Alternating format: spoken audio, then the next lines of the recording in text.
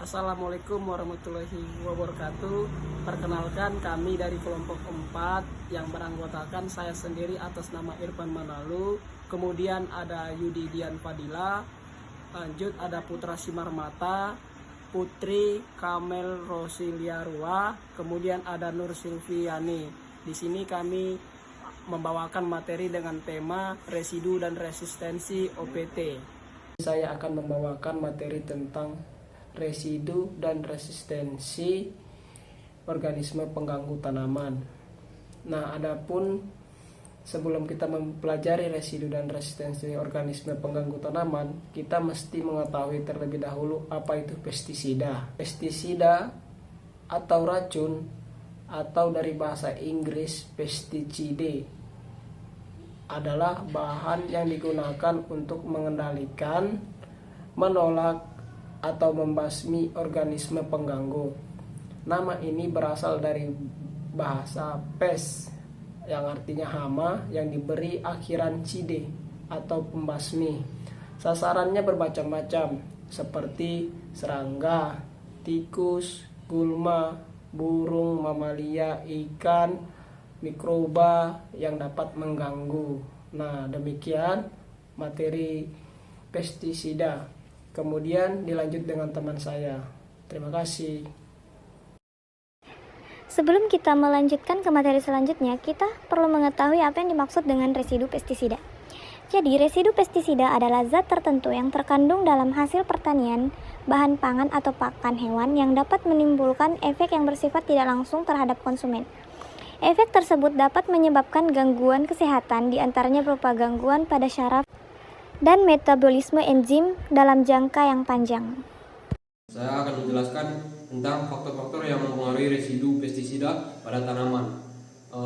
Adapun faktor-faktor yang mempengaruhi adalah yang pertama, dosis pestisida. Penggunaan dosis yang berlebihan dari pestisida dapat meningkatkan kemungkinan residu yang tersisa pada tanaman. Dosis yang tidak tepat juga dapat meningkatkan risiko residu yang melebihi batas yang diizinkan. Kemudian yang kedua, frekuensi aplikasi. Penggunaan pestisida dengan frekuensi yang tinggi dapat meningkatkan akumulasi residu pada tanaman. Aplikasi berulang tanpa interval yang tepat untuk degradasi atau hilangnya residu juga dapat meningkatkan risiko residu yang tinggi. Kemudian faktor yang ketiga, jenis pestisida. Beberapa jenis pestisida memiliki sifat yang lebih persisten dan cenderung meninggalkan residu yang lebih lama pada tanaman. Selanjutnya adalah waktu aplikasi.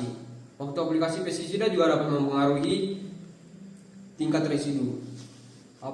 Aplikasi pada waktu yang tidak tepat seperti saat tanaman berada dalam fase pertumbuhan yang rentan atau dekat dengan masa panen dapat meningkatkan risiko residu yang tinggi. Selanjutnya yang kelima, kondisi lingkungan. Faktor lingkungan seperti suhu, kelembapan, dan kondisi tanah dapat mempengaruhi degradasi atau hilangnya pestisida dari tanaman. Lingkungan yang mendukung degradasi pestisida yang cepat dapat mengurangi risiko residu yang tinggi. Kemudian faktor yang terakhir adalah faktor praktik pertanian. Metode pertanian yang digunakan termasuk teknik aplikasi pestisida dan pengolahan sisi tanaman juga dapat mempengaruhi tingkat residu.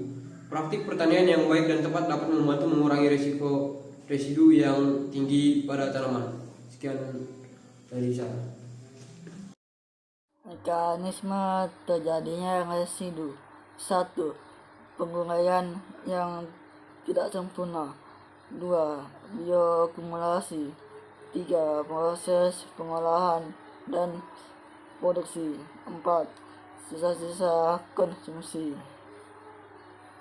Di sini saya akan menjelaskan materi tentang resistensi. Resistensi organisme pengganggu tanaman terhadap pestisida merupakan kondisi di mana organisme tersebut menjadi kurang sensitif atau bahkan kebal terhadap pestisida yang digunakan untuk mengendalikan OPT tersebut.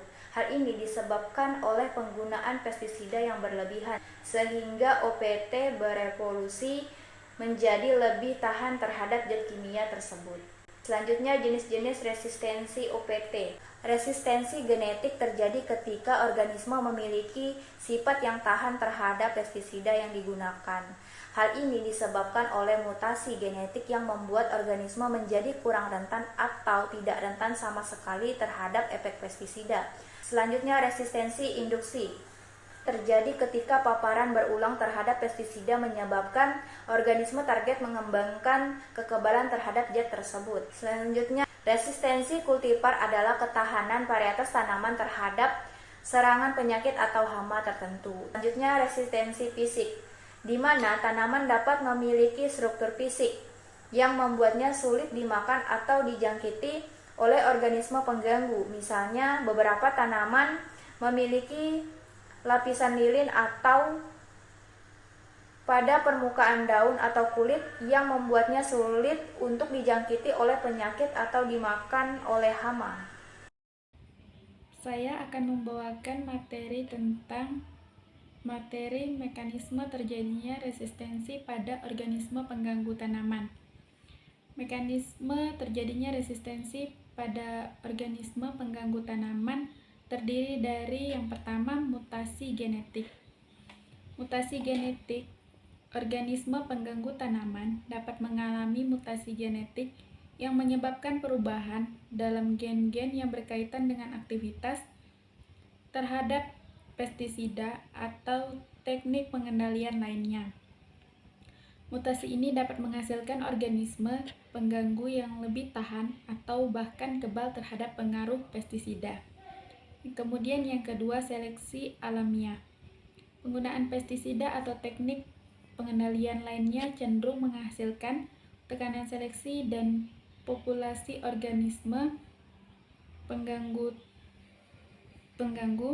Organisme yang memiliki ketahanan atau ketebalan terhadap pengendalian tersebut akan memiliki keunggulan reproduksi sehingga meningkatkan frekuensi gen-gen yang resistensi dalam populasi. Kemudian yang ketiga, ekspresi enzim detoksifikasi. Beberapa organisme pengganggu tanaman dapat mengalami perubahan fisiologis yang meningkatkan toleransi terhadap bahan kimia tertentu. Misalnya, mereka dapat menghasilkan organisme untuk memompa keluar atau mengikat bahan kimia tertentu sehingga tidak mencapai target yang mematikan bagi organisme tersebut. Yang berikutnya, perubahan perilaku atau kebiasaan. Organisme pengganggu tanaman juga dapat mengubah perilaku atau kebiasaan mereka dalam merespon tekanan pengendalian. Misalnya, mereka dapat menghindari area yang telah diberi perlakuan atau meningkatkan reproduksi pada waktu yang lebih cepat untuk menghindari efek negatif dari pengendalian.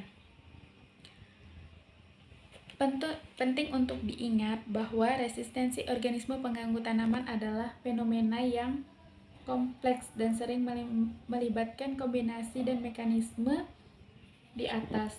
Untuk mengelola resistensi dengan efektif, strategi pengendalian yang terintegrasi dan berkelanjutan perlu dilakukan atau diterapkan, termasuk rotasi pestisida, penggunaan metode pengendalian non-kimia, dan penggunaan varietas tanaman yang tahan terhadap serangan organisme pengganggu. Di sini saya akan menjelaskan tentang pengelolaan residu dan resistensi, di mana pengelolaan residu dan resistensi merupakan upaya yang dilakukan untuk mengurangi tingkat residu pestisida atau bahan kimia lainnya yang dapat tersisa pada tanaman setelah pengaplikasian atau perlakuan. Beberapa hal yang bisa dilakukan untuk pengelolaan residu dan resistensi yaitu yang pertama, strategi pengurangan residu pada tanaman, di mana kita harus mengetahui strategi apa yang dilakukan untuk mengurangi residu pada tanaman. Yang kedua, pendekatan dalam mengelola resistensi organisme pengganggu tanaman. Dan yang ketiga, pentingnya pendekatan terintegrasi dalam mengelola residu dan resistensi. Nah, ketiga tersebut dapat dilakukan untuk mengurangi terjadinya residu dan resistensi pada organisme pengganggu tanaman. Adapun kesimpulan dari materi kami yaitu pestisida atau racun dari bahasa Inggris pesticide adalah bahan yang digunakan untuk mengendalikan, menolak, atau membasmi organisme pengganggu tanaman. Nah, faktor-faktor yang mempengaruhi residu yaitu dosis pestisida, frekuensi aplikasi pestisida, waktu aplikasi, kondisi lingkungan, dan praktik pertanian. Pengertian resistensi adalah kemampuan untuk menahan atau melawan pengaruh atau tekanan tertentu, baik secara fisik, mental, maupun sosial. Sekian dan terima kasih. Itulah hasil pemaparan dari materi kami dengan tema residu dan resistensi organisme pengganggu tanaman. Lebih dan kurangnya mohon dimaafkan. Sekian dan terima kasih. Wassalamualaikum warahmatullahi wabarakatuh. Audio Jungle.